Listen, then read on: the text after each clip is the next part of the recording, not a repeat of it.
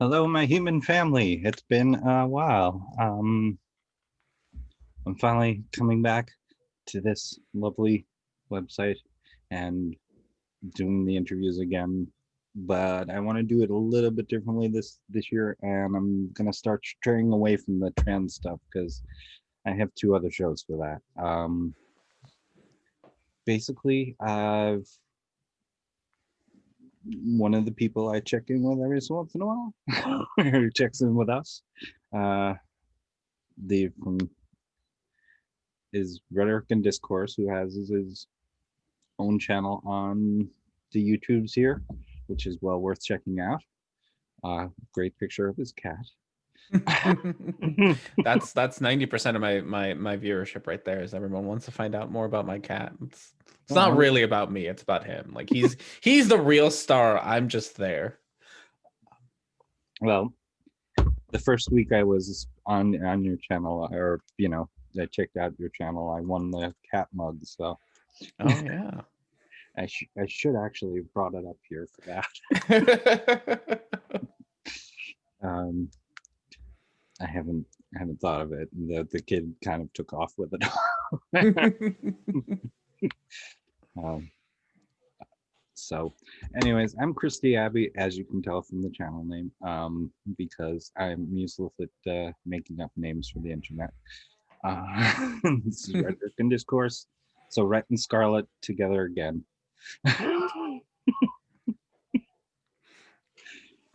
How you doing there? I'm okay. I'm gonna go with just an okay. So I know we planned this forever ago, so I didn't want to cancel, but it has been, which is good. Well, we're gonna talk about mental health anyway, but it's been a very mentally health draining kind of 2 weeks for me. So I'm gonna go with an okay day. As you can see, I'm wearing all black because I had to be at a virtual funeral today. So that's been my morning or my day. Um, as Well, these things go. not great. Not great, no.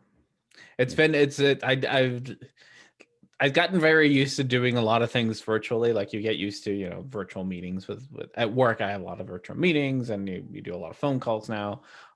We do a whole lot less in person, but this was my first like virtual memorial, and it was incredibly surreal to do it that way. I really didn't.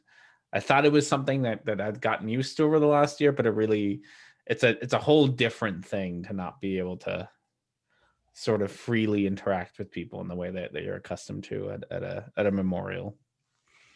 Yeah, it's um yeah, my brother died about a month ago.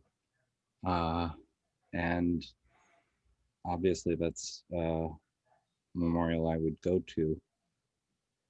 Um but it's just, Hmm. his wife and his mom. Yeah. So that was the entirety of the funeral. Uh so it's it's one of those rough things. Hmm. I don't generally do funerals, but I have. Hmm. Yeah. Family only. Other than that, anywhere, but yeah, I'm just. It's okay. I have done memorials, but I usually do like when my music people die a lot because Hmm. Yeah. that's unfortunately a thing. Hmm. And I do that, and I haven't kept up with many of them, so I don't know what's been going on. I know one had a stroke. And, Hmm. um, see, I'm already struggling here. No, I'm sorry. I'm sorry to brought it that brought it up right away. That's. No, this is exactly kind of where I'm going. It's like, Mhm. oh, all right. I've got that whole Asperger's thing of relating as soon as someone tells me, okay, this is how I relate because I've got I've got something similar, so this is how I feel about it. So is this what we're feeling? Yeah. No, it's yeah, it definitely it's been an interesting experience from this one. One of the things, and since kind of mental health is a theme, I didn't have to have I'm doing individual therapy because I need individual therapy.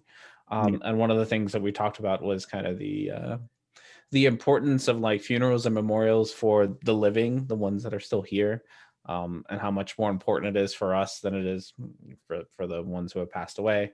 Um, and so just a lot of that was what we talked about, and kind of how difficult it has become in the last year because people can't do that. People can't really grieve or even a lot of the memorials I've been to afterwards, you have, a little reception and everyone gets slightly drunk and has fun, and that in being able to kind of have that release is also incredibly helpful for everyone who's left behind's mental health, that you kind of have this grieving part, but then you can also have this part where you get to cherish the person's life that has passed away, and you get to do that communally, and how important that is for everyone's mental health, and how unfortunate it is that we can't those of us left behind can't participate in that anymore, and how that's been kind of a big struggle this year, and something that my therapist has had to deal with personally, as well as I'm not at this point definitely not the first person who's had to talk to her about that. And it's been a very big theme for 2020 2021. Yeah, I mean, a lot. Two people. I lost two people I know very early in the pandemic itself. So Hmm. I'm from Long Island, so Yeah. the uh, they got hit hard very soon. Yeah. Now this I guess thankfully is the first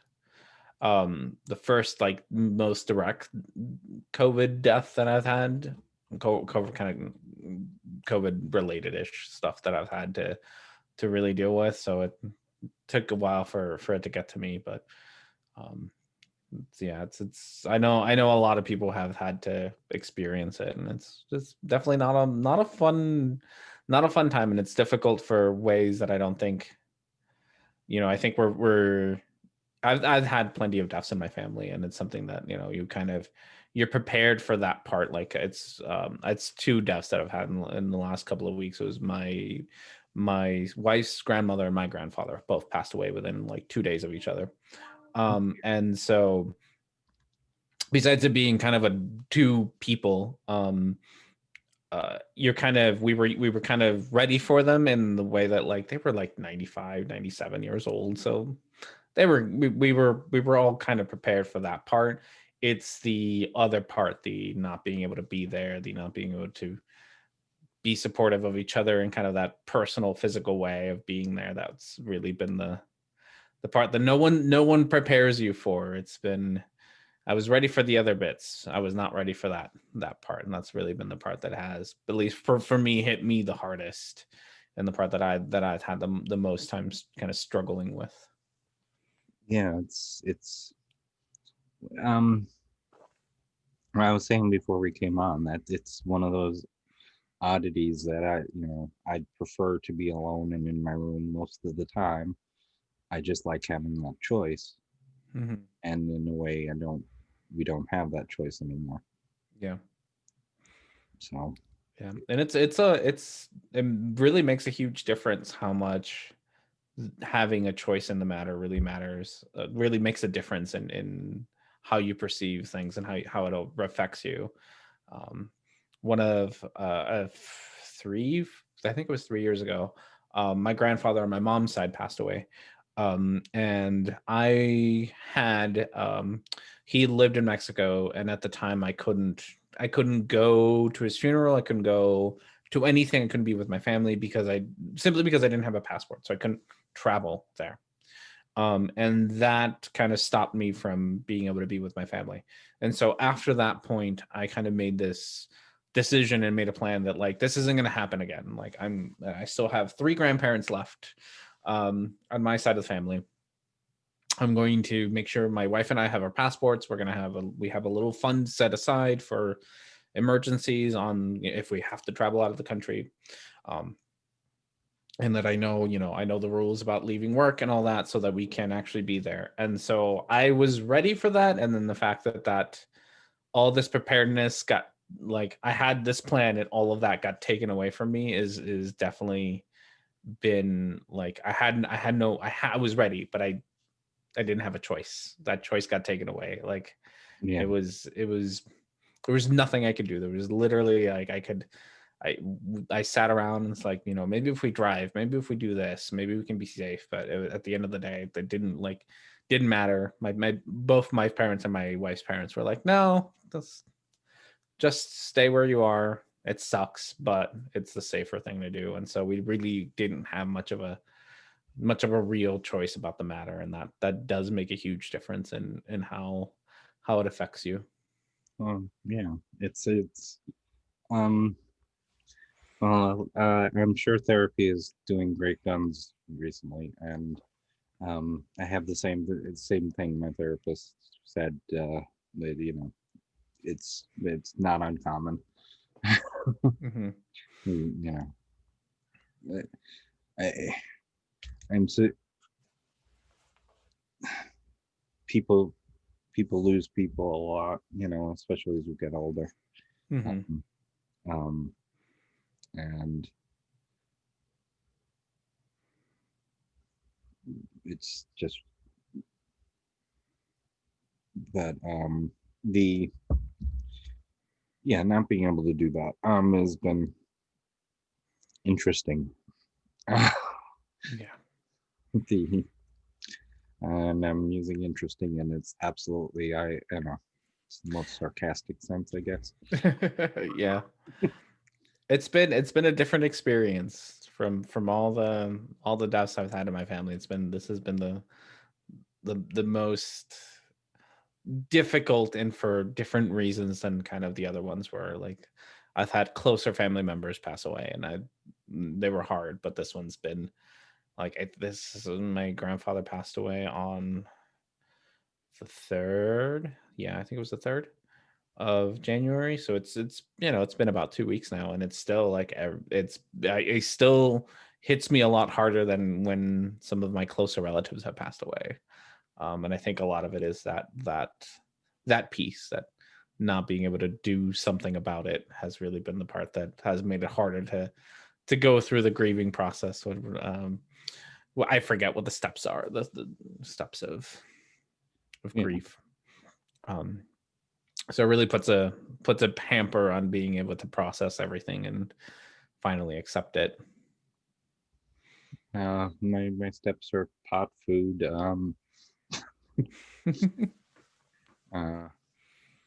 changing the subject, and and forgetting.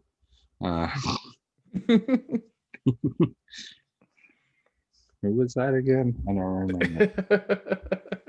All this trauma. Yeah. You work in the mental health field, so you had you're essential worker in a way, yeah. Yeah. I'm an essential worker. I'm a writer, so I'm essentially at home anyway. Essential is all hell. Though I will say one thing in the oddities, my royalties have gone up this year. Mm-hmm. My money from performing obviously is evaporated, but yeah. Royalties went up. So. Well, there you go. Helps a little bit. I got my car fixed, and I didn't have anywhere to go for 3 days afterwards.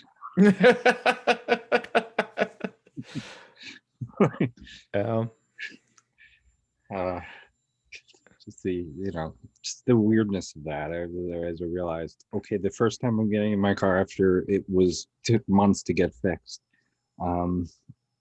is to switch sides on the street. Just to make sure you don't get towed. Yeah. Yeah, it's great. Yeah, I know. I haven't really had a break since COVID started. I had a little bit. I had maybe 2 weeks off. I've had a couple. Because I work at a hospital, especially now, they were a little bit looser about it before, but especially now, just about any mild symptom you have, and you're automatically like you're not coming to work, you're getting tested. So I've had a couple of those. I think I've been tested 3 or 4 times this year. But so I've had a couple of days off just to go get tested and then be told you're fine and then go back to work. But I didn't really get the whole like quarantine at home and do that. Like I've been pretty much working all year long. Besides a couple of, I think I took a vacation in the end of at the end of December, where I stayed at home. That was my vacation. I stayed at home. My wife and I stayed here, and I painted miniatures, and she wrote her book, so it was great. But besides that, I have not had the quarantine stay at home kind of deal at all. Yeah, been still working since this whole year. Oh well, I think it's the afterwards. It's the going out. Just and one of the things every Thursday. One of the reasons why I never scheduled these things on Thursday. I when I was trying to figure out what day I was free, I automatically erased Thursday from my head. Mm-hmm. Like, oh, I actually am free on Thursday. It's still a year, Yeah. 10 months later, I'm like, oh. Yeah, I've kept a couple of things the same. Like Monday nights is still my companion and I still have kind of our date night, but it's mostly like I go to her house. It's not like we go anywhere. And then but other than that, a lot of my other kind of I dropped a lot of my regular stuff. I would usually not do things Thursday night either, because that's wine tasting night, and I haven't done that since February. I think it's almost been a year. And then Saturday nights is usually go out with friends night, and so that's all of that's just been shifted. I really haven't. There's friends who I haven't seen for about a year or so that I just every once in a while might text, but have not really seen them. Yeah, as soon as we get off here, I'm all of a sudden I have a list of people I want to text to see how they are. It's kind of it before you even said it was like sitting there in the back of my head going, oh, you haven't checked in. Mm-hmm. I'm still alive, they're still alive. Yeah, that has also become a bit of a habit. My best the woman who was the best lady at my wedding, she got into the habit of making sure to check in every Sunday. Every Sunday around noon, I get a text from her just to make sure everyone's still okay and alive. So that's become a very regular occurrence to just make sure everyone's doing okay. Well, you're you was your wife under quarantine at all? She was not. She's not really an essential worker, but she was never.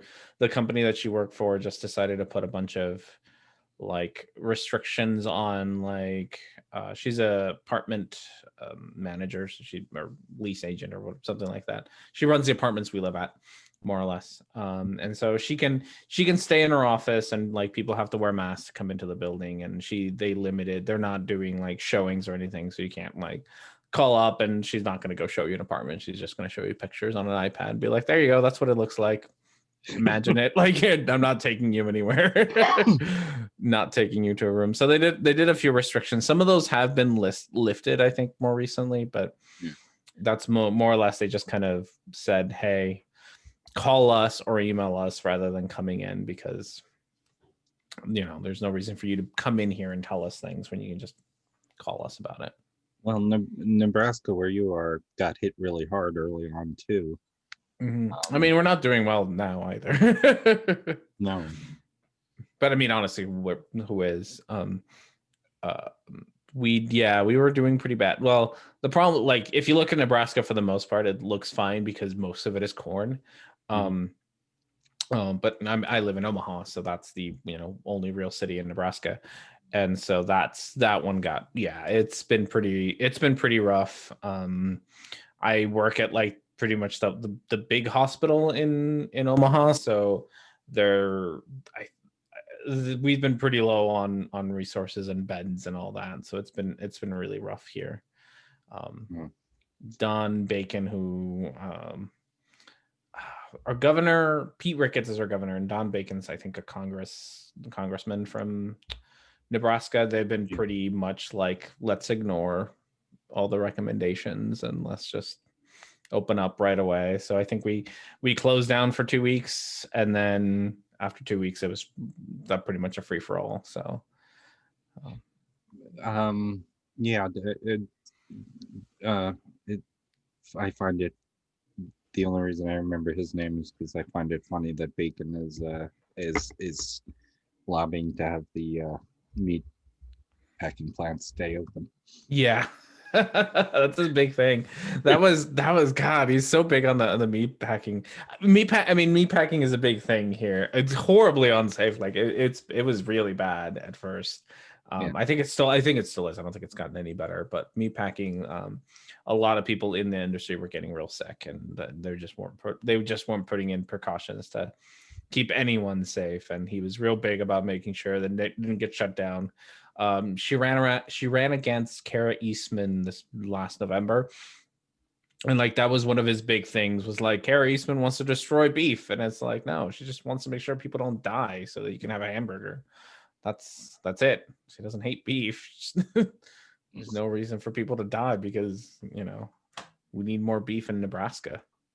Yeah, it's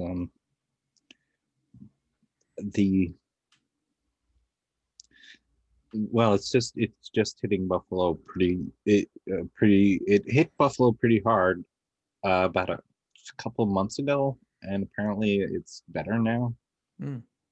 But we're kind of used to staying inside in the winter. Yeah. I mean, you got that too a little bit. Yeah, that has been like, well, on the one hand, it's nice because now people are staying inside. On the other hand, there's like, every time I go out anywhere remotely, everything's packed. So there's like the wine. So Thursdays I used to go to wine tasting, and I still have like a wine club thing with them. So every once in a while I go and pick up my wines. Once a month I go pick up my wines, and I go to the shop and I go in person and pick it up. And it's become more and more crowded every time, and I'm just like, why are you all here? Like, it's unfortunately there's less to do outside, so people want to sit inside now, and that's been a bit of a problem. Yeah, really. The first, even though I had to stop performing and stuff, the first time it really hit me though is when I passed by the bridge to Canada, which is usually very crowded, and you can see from ground level, you can see cars because and there was one truck passing through when I passed it, and I was like, oh dear. And this was sometime in early April, because I'll take some time off once in a while from performing so I could write and do that kind of stuff. I've been so unproductive this year though, I gotta say. It's been terrible.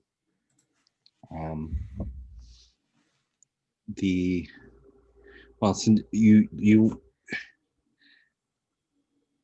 what has you work in mental health, but I've never actually asked in specific what.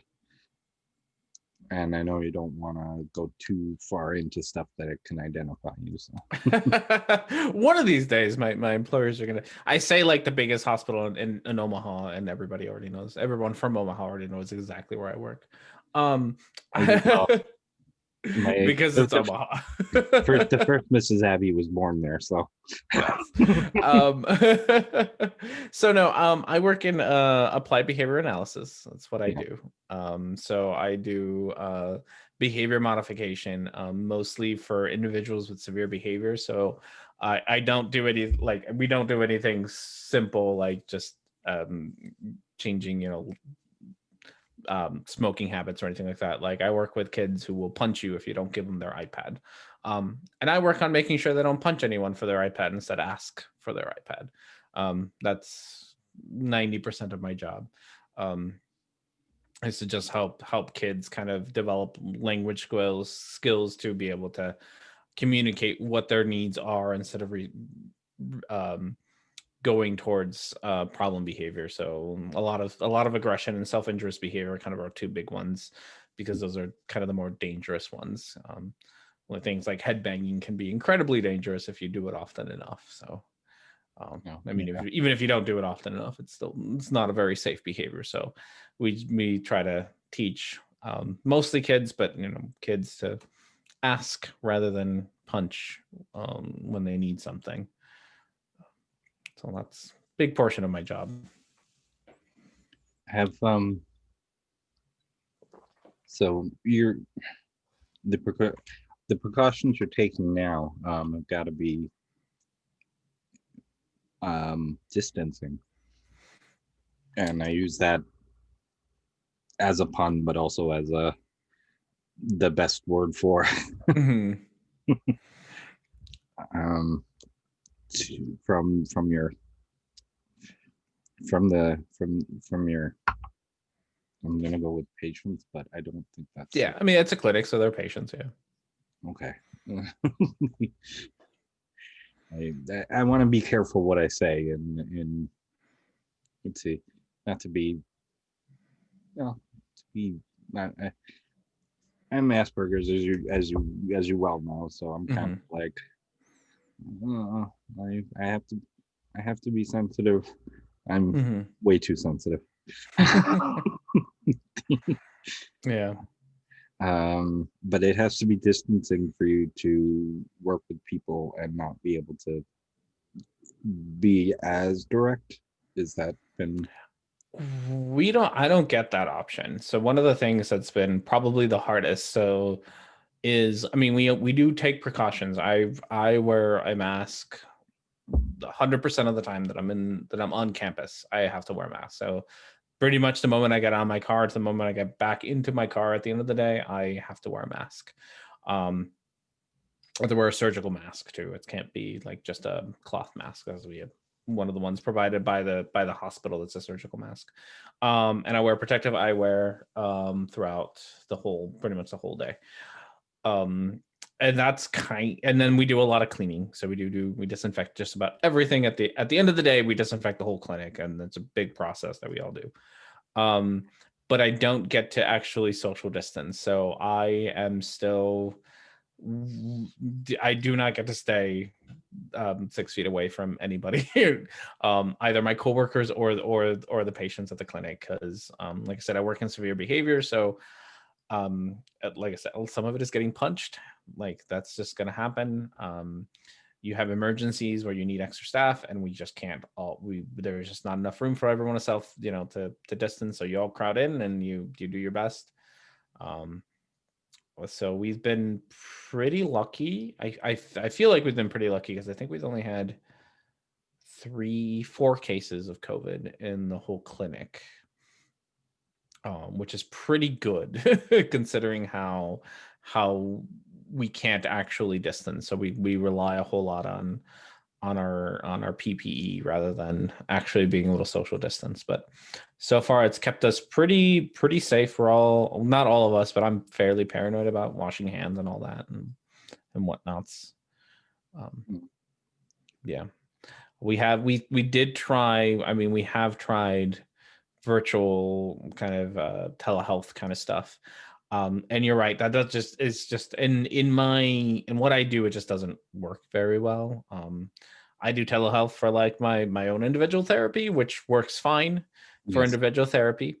I do just personal stuff. I do couples therapy, and I do that in person. I still ask my therapist to wear his mask, and my wife and I wear our masks, and we sit in a big room far away from each other. And that one, I think we did virtual once, and I think for that one, it's a little bit better to have kind of in person for that one, just because it's 3 people involved rather than not having kind of screens between is better. But as far as like individual therapy, I've done all of that through telehealth.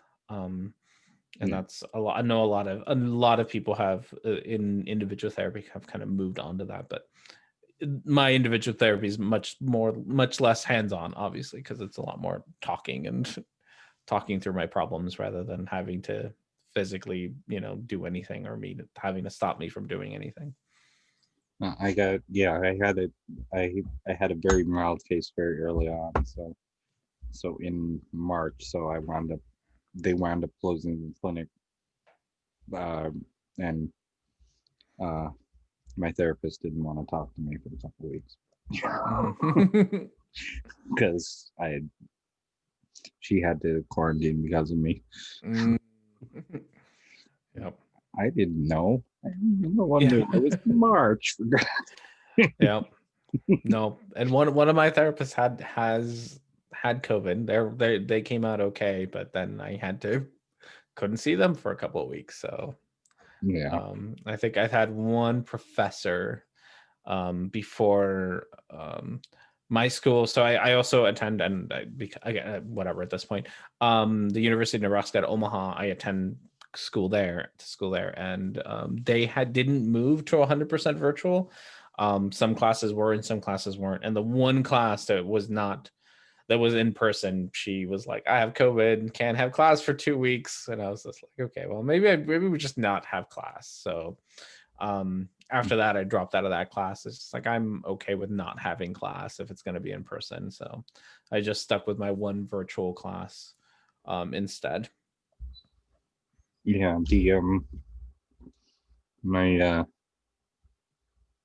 My friend who wants to be called my longtime companion, so we'll go with that.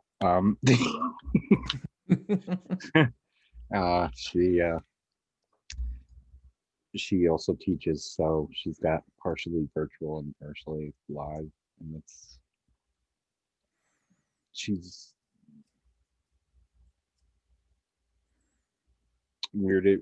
she's weirded out, but she's tired of trying to do any kind of distancing at this point. She spent years trying to be able to talk to people, and now all of a sudden you can talk to people. It's like, no one. Yeah. It's I get it, At least I had a few years of socialization before. No, it's an interesting experience all around. What I said, I think I'm not sure if I said this, but like I don't call myself an introvert, but I'm definitely not an extrovert, and social interactions drain me. So it hasn't affected me as much as I know other people have, because I am perfectly all right with not socializing, and keeping the socializing that I do to a minimum has been kind of nice. Even like my weekly wine tastings where I needed a break. Like we would do like 3 a month because I needed one of those Thursdays off. Like I just need a break from so like that's too much socializing for me. And so I've been very happy to kind of keep that to a very minimum. Has worked in my favor, but yeah, it's again, it's not having the choice is the rough part.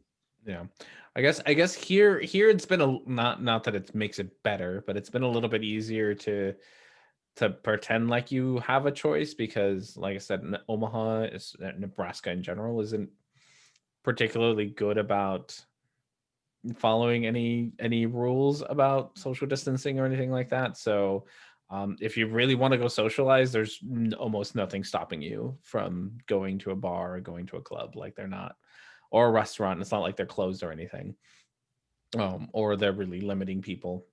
So if you really wanted to, you certainly can. I don't know. I know there was talks about a mask mandate in Nebraska, but I don't even think there is one in Nebraska. So I think there's one in Omaha, but if you go to one of the suburbs of Omaha, there isn't one there. So you really can just walk into a building and be like, hey, whatever. And so I think for a lot of people, it hasn't. They have the choice. So for me, it's been like, no, I'm going to choose not to go out with you all today. Yeah. So for me, I haven't quite had that too much. Oh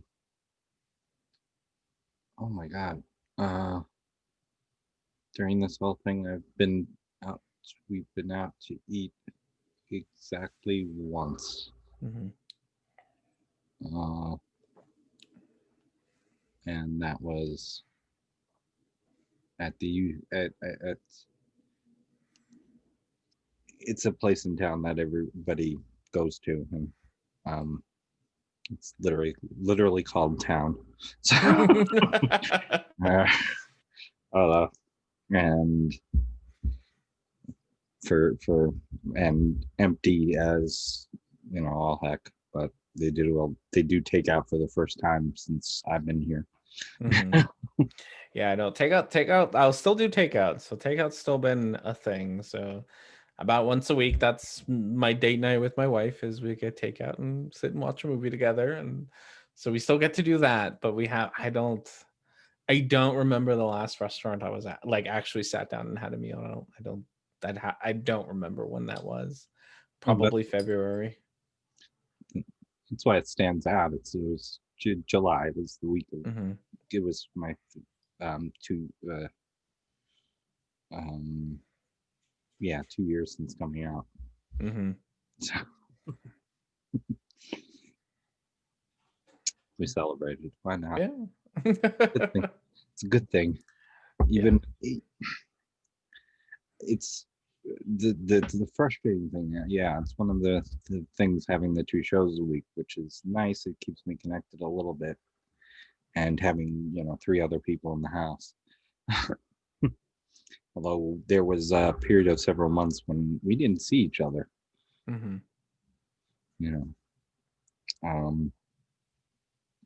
At all.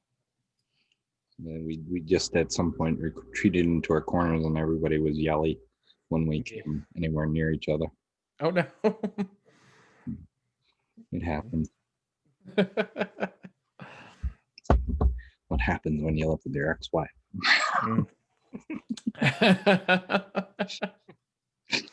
Yeah, that's entirely derailing things. But my companion lives with her ex-boyfriend, and it's like it's.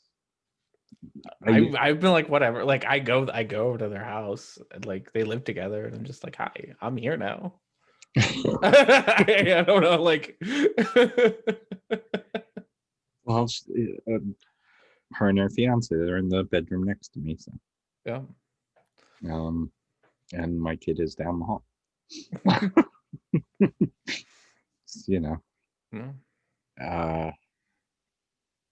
I got nowhere else to go. The long story, but it's most of it's come out in the thing. The one, if I hadn't been through something similar, I had a couple of strokes in 2005, and I was mostly bedridden at home, and more or less alone. Mm-hmm. I had to take care of the kid, but always been a good kid and pretty self-contained.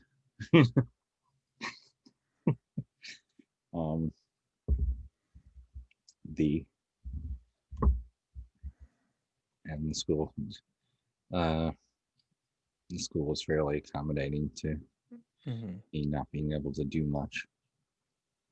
Come in with the wheelchair and sit in the back. Yeah. Uh, the so that was total limited interaction, Mm-hmm. but I slept for so much of that that I don't remember much of it. But I couldn't leave, so Mm-hmm. there you Yeah. are. Yeah. No, that'll do it. Yeah, I survived it. I sur- most of the most of what you can say about anything is you survived it. Because if you didn't, you can't say anything about it. Mm-hmm. Yeah. Okay, that was supposed to be a lot more profound than it actually came out.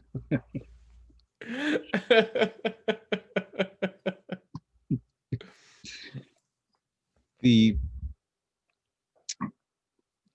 how much so your clinic so you're with the most difficult ones. Have, have did you have like any tier where you were not with difficult people to deal with? This year or ever? Just yeah, just generally this year. Is this year? To be honest, most of my patients, because I kind of run my own team. It's how my position. I run my own team and then do my own thing. I've actually had a lot of very neat kiddos who've been pretty mellow for the most part. So I've actually had a pretty good year as far as that's concerned. A lot of really fun kids who are super chatty and just a wonderful bunch. So I haven't. I know, like when I don't have a team, I get to kind of float around and help out the other teams in the clinic, and that's when I know other people have had harder times, and I've been helping them out with that. So that's when I get to kind of experience more of the severity. But for me personally, I've gotten very lucky this year with my teams, and most of my kiddos have been fairly easygoing. Not much to really write home about. Everyone's been a little jealous at at how easy I've had it this year. Oh, it's better than the alternative. It is because my companion, she works with me. She's had a bit of a rougher year with as far as that's concerned. So, and I helped out her team, and oof, some of that's much that it gets real rough when that's going on. Well, I haven't quite figured out. Yeah, the one I was saying before, I'm been very unproductive this year, which is unusual for me. Mm-hmm. I'm usually at least writing all the time, which is not it's real work. I haven't got a job writing now, and I'm like, I haven't done my first thing yet. I'm late. I'm over deadline on my first Oh assignment. no. Not fair. Uh, I have a novel I'm supposed to have finished by now. Um, yeah, it's a dead year. Yeah. Yeah. I mean, I picked up a lot of crafty things to keep me busy. So like I said, I've been like behind me. I've been painting miniatures, which I've never done before. And I was just like, I need something to keep me busy when I'm not at work. So I picked up like little crafty projects to do. I did drop the ball on, and I went to school, which I guess is a thing. But even school was very half-assed. I kind of half-assed my way through school, and I dropped the ball. Like a lot of I had like I get it. Like my what was it? The year really took the steam out of like my energy to kind of do long-term projects. So one of my kind of long-term goals has been to get into the master's program at the university I'm at. And it's something that I could have done this year, and it was as simple as getting 3 recommendation letters, and that was more effort than I could muster out of last year. Like I just couldn't do it. I was just like, this is a lot of work, and all I have to do is send out 3 emails to 3 people, and I could really just write 1 email and change out the name and be like, hey, you know me, write me a recommendation letter. And I still couldn't even do that. So like it's definitely it gets to a point where it's hard to kind of get those long-term goals in. So I get that. Like it's rough sometimes to do that stuff. Well, I've been feeling kind of futility in general. I was prepping to be back in the swing by now, so to speak. Yeah, no, it's those kind of, like I said, those long-term ones are the ones that I'm struggling with. Like short term, I can whatever, clean the house, vacuum, do the dishes, take out the trash. I can accomplish those short-term goals that makes me appear like a functioning adult because I can do short-term goals, like take out the trash. So I haven't quite gotten to the point where I'm not doing those, but the long-term goals are definitely harder for me to put a whole lot of effort into, because it just seem there is a kind of a bit of a futility to it all. It's just like, why am I bothering to do this thing at the moment? And so those have been the things that I've been struggling with, is really getting that going. So one of my goals for like this new year, I was like, oh, I haven't done my show in God, I don't even remember when. August, probably June, August, something like that. July or August that I stopped. And I've been wanting to get it back up, and I have everything for it because I never got rid of, I have equipment, I have my computer, I have everything still ready to go, and all it would really take is for me to hit the go live button, and even that, but that also doing that means that I have to have this long-term goal of doing my show every week, and that does kind of go into that like futility of like, why bother to do this long-term goal thing again? Isn't it? It's I'm actually looking when's the last time I did oh dear. September? It can't be right.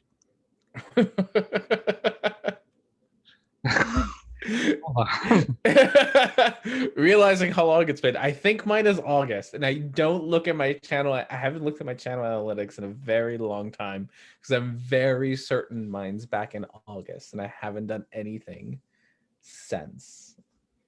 And I really should do something. I didn't even post the last interview I did. There was nothing wrong with it. 4 months ago. No, that's not an interview. 5 months ago.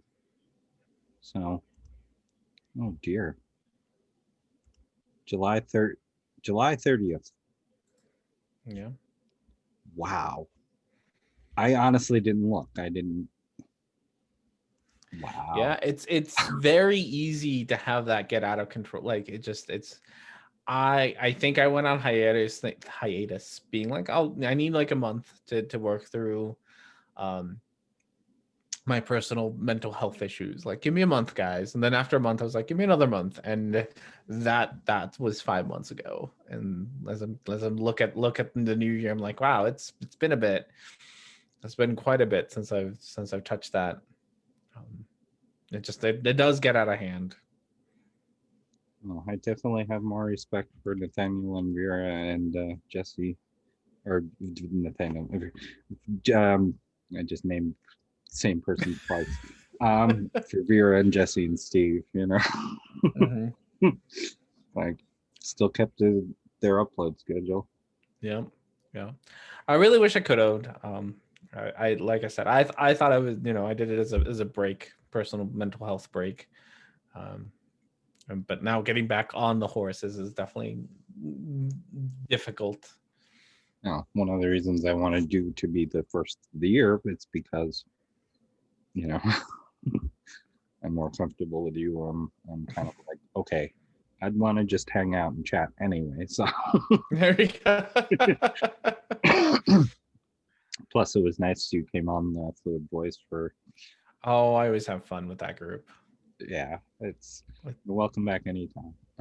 It's a fun group. I do enjoy it. The only reason I've kind of I say I don't do shows, but I do like 2 D&D shows a week. So, but they're D&D, so I just sit there and have fun, and don't really. I don't do the hard work behind it. It's with Christy Winters, so she does all the hard work. So I'm like, you do all the hard work. I'm just gonna be here doing the talking bits. So I'm okay with that. And well, Christy is, that's her thing is. Yeah. Yeah, so I let her do the hard part. I do the easy part at the end of the day. I just sit around and talk. So. The well, to even throw it into the mix, since we're actually not too far off from an hour. We're a few minutes away from an hour. The just real quick, what happened on the 6th and the general breakdown with the MAGA crowd? How much of this do you think has to do with isolation? There's I will say through all of this, there's a lot of stuff I discovered about myself too, which I won't go into a lot of detail, but that I probably wouldn't have if this hadn't happened. Mm-hmm. Yeah. So I think one of the things that people can do is also lose themselves. Mm-hmm. Yeah.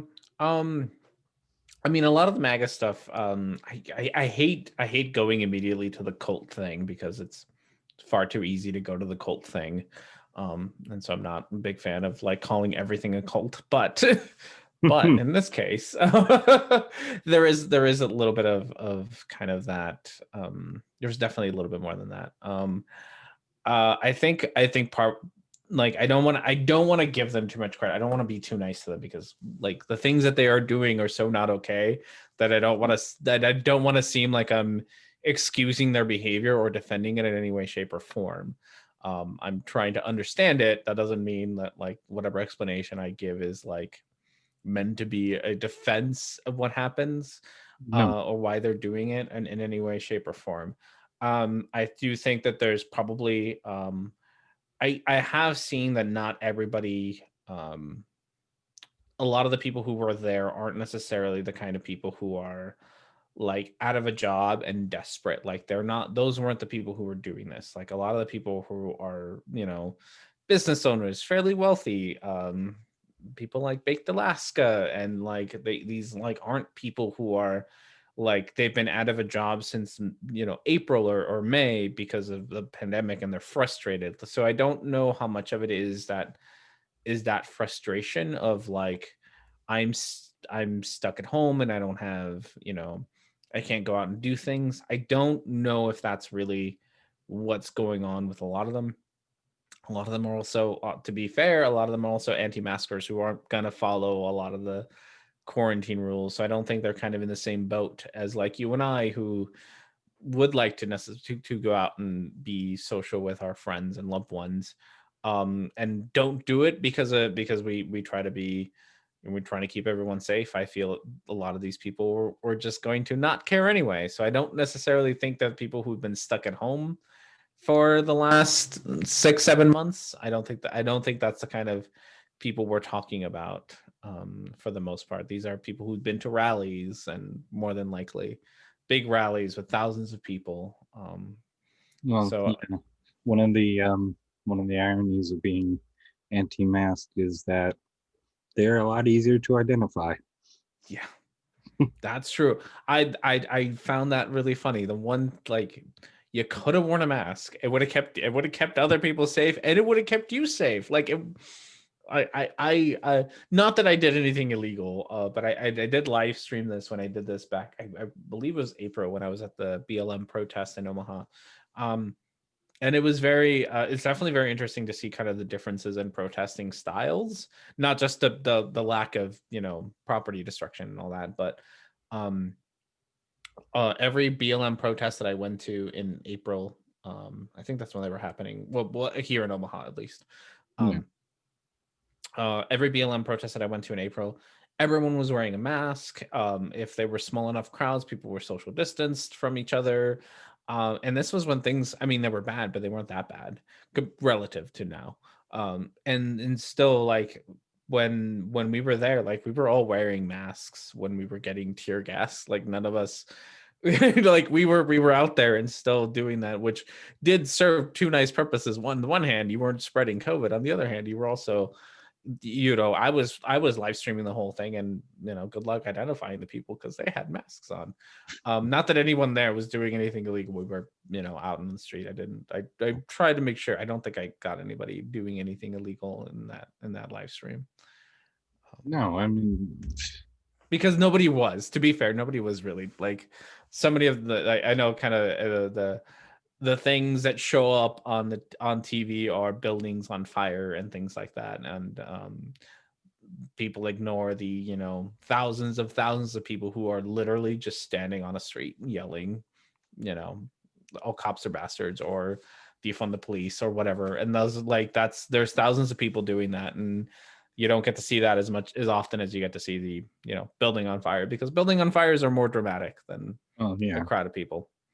And For, so and for years they'd keep showing that one clip of a black bloc protester in Seattle breaking yeah. Starbucks window.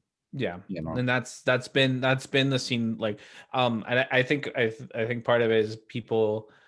I know protests kind of died down in Omaha real quick after that, but we're also Omaha, so we're kind of weird. But like, a lot of these protests are still going on and went on for months, and so you have hundreds, if not probably close to thousands of protests that have occurred between the death of George Floyd and now, and it's really been such few of them that have actually gotten to the point of, like, whatever, rioting, with a lot of air quotes on that, or actual property destruction. Like, most of them are just people being peaceful, and I've been to all the ones that I went to in Omaha were very peaceful. It was really the cops who made it very unpeaceful, but the rest of us were behaving just fine. Yeah, that's well, of course, Buffalo's where you had the old guy who was pushed down. Yeah. You And I know. think that really like that somehow, like, I that should be shown more often, because I think that's it's a horrific scene, but also, like, that really shows you what the cops do. Like, that's what it is. Like, somebody's just walking down the street and doesn't like them, and then they get pushed, and then, like, somehow it's it's the protesters' fault for escalating things. It's like, just don't push people. The same thing happened. The live stream that I have is, like, God, it's like 4 hours long or something, because I live stream for hours. And so it's really hard for me to be like, go watch that, because it's really long. But, like, you can see it from start to finish, where when my wife and I showed up, we were on the sidewalk protesting. We weren't blocking traffic. We were probably slowing down traffic because we were hitting the pedestrian walk sign a lot and walking across the intersection a lot. And that probably made traffic worse, but we weren't, like, light was red, we were on the sidewalk, light was green, we were crossing the street with our signs.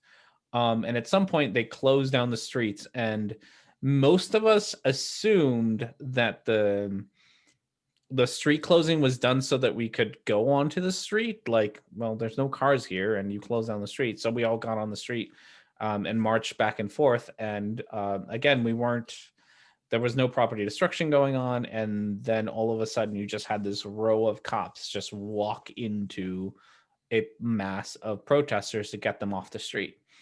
And it was this weird, like, well, if you didn't want us on the street, why'd you close it down for us? Like, like, the only reason we're on the street is because there's no cars on the street, because you closed down the street. If you had left the street open and there were cars there, we would have just hung around on the sidewalk. But you kind of you set up this domino effect where you close down the street, then we're like, okay, well, the street's free. and now you're walking through us. Like, you didn't have to do that either. And so it just became this like one decision after another. It's like, okay, well, you walk through us, people are mad because you're literally just walking into them when they're done nothing wrong. And so now you're getting, water bottles thrown at you. And, there's nothing, I don't care what you say, there's nothing dangerous about having a water bottle thrown at you. I've had several concussions at my job. I'm pretty sure that a police officer with riot gear can handle a water bottle thrown at them. Like that, it escalated to that, and then like tear gas came out. It's like, why? Like, this is escalating because you keep doing all these things to get people pissed off. You're not remotely trying to de-escalate. You're just trying to use force you're trying to use force to de-escalate, as if that's a strategy that has ever worked in the past. Yeah, it's not. I think everything's been heightened in this last year. It's passions all over the place, just which is weird. We're too social for this. I think what are you gonna do? yeah no, everyone's been very I don't want to use the word sensitive, but like, it's like, if I feel like that's the wrong word, but I think you're right. Like, it's this we're all more easily, I think, even myself, more easily willing to react to things. Like, we're much I've lost a lot of friends this year, and it hasn't been due to like COVID or just getting, distance, but it's just, I've lost a lot of friends just due to what has happened this year. And like, at some point I drew a line and said things like, hey, you don't, if you're going to vote Trump, I don't want to be your friend. Like, it's that simple. I'm a minority. This is bad for me personally. Like, you're voting against my personal interest. Like, I am done with you now as a friend. We cannot be friends anymore. And so I've made a lot of decisions like that. Like, I'm not about to be anyone's token, person of color. I'm not about to be, I'm not about to have white people explain to me what race is, what is or isn't racism. Like, you do that, we're done. Like, and so I've been a lot more willing to just be like, this is the line and you're crossing it, we're through. Like, I don't have to be your friend. And so I've lost a lot of friendships because I've decided to create these lines and be like, this is the year that I'm done with everyone's shit. And like, I'm not going to deal with it anymore. I did lose a bunch of them, but not anybody can afford to lose. Yeah. The one of the things that a lot of musicians got run out on a rail this year, which is because they were crazy. I'm going to use the word. I was trying not to. Glad we had this debate beforehand, before we started, and whether we should use the word or not. Well, yeah, it's I was hard. It's hard. Yeah. Lots of words I've never used before. I never use the C word, never use the R word. That's not my thing. Crazy was like, it applies to me, so that's it. Sure, that's a good way to wrap it up, isn't it? Well, we've got about an hour 5, which an hour 10 is my usual thing. Stick to that for this year. It seems to be a good length. And watch time's all right. The as the question is, where can people find you? Are we gonna find you again soon? I want to, and probably I think you said this probably won't come out for another 5 days. So from when this come out, I would say give me a week and you'll probably see me, because that has been not much for New Year's resolutions, but I do want to start up my show again, because it was fun, and it was had my own little outlet to get my thoughts out there, besides Twitter, which is a terrible outlet. So so give me about a week or so, and then we'll probably be back on having my show. So yeah, so you can find me on just YouTube, Rhetoric and Discourse. And I'm there doing something or another. Probably I've been I used to be I used to be focused on debunking just whatever silliness I could find on the internet. And then as like BLM stuff started kind of edging its way into my life more, I became more focused on kind of political discourse and stuff like that. So either way, I'll talk about something or another on live streams. And then God, my handle on Twitter is like Rhet and Disc or something like that. And I'm on Twitter all the time if you want to follow me on Twitter. And I mostly retweet political stuff, and then every once in a while post pictures of my cats, because they are at the end of the day, the real stars of the shows are the cats. I'm just here. No, that's more or less true. All right. Well, I'm Christy Abbey here. The Fluid Voice is the channel I do 2 other shows on, which I had pneumonia the last month or so, which pushed everything aside for a little bit, because I'm like, oh, I want to restart, but I can't breathe. So Yeah, that'll do it. yeah. You'll find me here and there, and on Twitter at, well, all my ats are down at the bottom of the thing. I'll put the link to Rhet's channel, Rhet and Disc, Rhetoric and Discourse. I'll put the link in there too. And I suppose that's more or less it for the videoed part of the show. Well, thank you for having me. I do always enjoy hanging out. Yeah, I do too. So for the people out there in the great wide world, take care of yourself. Remember, your life matters, your voice matters, and you matter. Please live long and prosper, I guess. Yeah. There you go. I can live with that. I can do that. There you go. All right.